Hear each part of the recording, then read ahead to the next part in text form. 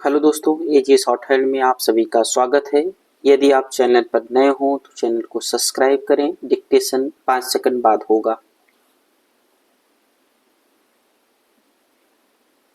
Ready, start. महोदय, जब तक हिंदी भाषी हिंदी को हृदय से स्वीकार नहीं करते तब तक वह राष्ट्रभाषा का स्थान नहीं पा सकती और यह तभी हो सकता है जब वे यह समझें कि इसमें उनका भी योगदान है और उन्होंने इससे केवल लिया ही नहीं बल्कि इसे कुछ दिया भी है और उन पर कोई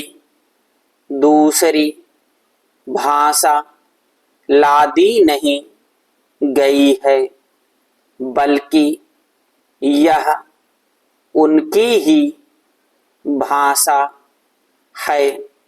मेरे कहने का अर्थ यह नहीं कि आप उनकी ही व्याकरण अपना लें।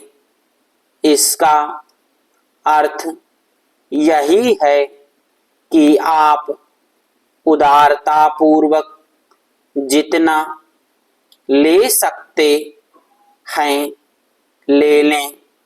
भाषा इसी प्रकार बन सकती है। यह भी आवश्यक नहीं है कि उसको स्वीकार करने पर आप वही लिखना आरंभ कर दें, परंतु जो वे लिखें उसको आप गलत न समझें। आज किसी भी भाषा का रूप वही नहीं है जो उसके प्रारंभिक काल में था। उसमें परिवर्तन होता रहता है।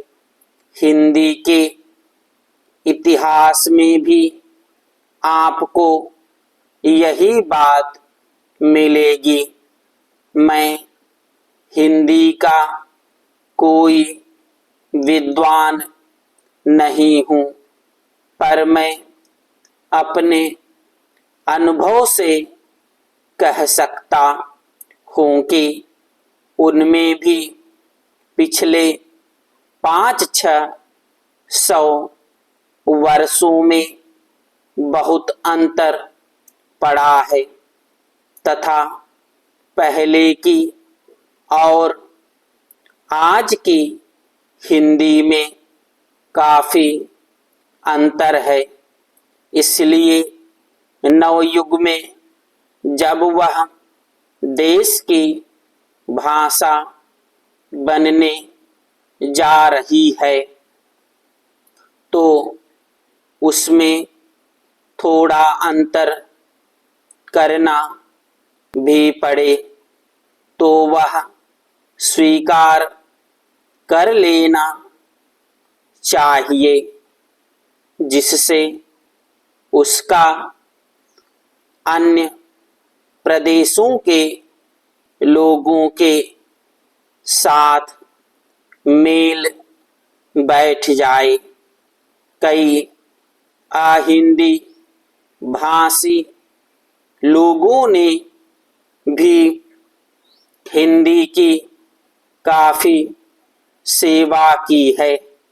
आपके राज्यपाल महोदय हिंदी भाषी हैं और उन्होंने अपनी भाषा की बड़ी सेवा की है।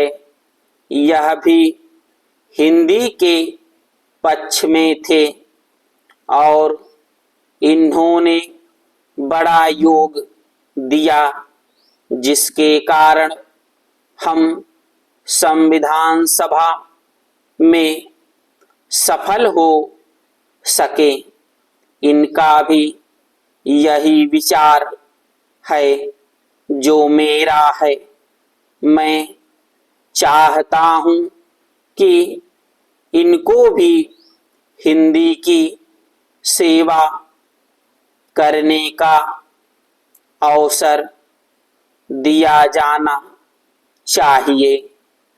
उसका फल हिंदी के लिए और देश के लिए अच्छा ही होगा। पैरा मानपत्र में आपने संस्कृत के संबंध में कहा है, मैं मानता हूँ कि हमारे देश में संस्कृत का अध्ययन आवश्यक है, क्योंकि देश की सभी भाषाओं का स्रोत वही भाषा है। संस्कृत से हमारा संबंध अटूट है। इसकी पढ़ाई लिखाई कम हो गई है, यह हमारे लिए दुख की बात है। मैं आशा करता हूँ कि इसकी उन्नति होगी। स्टॉप।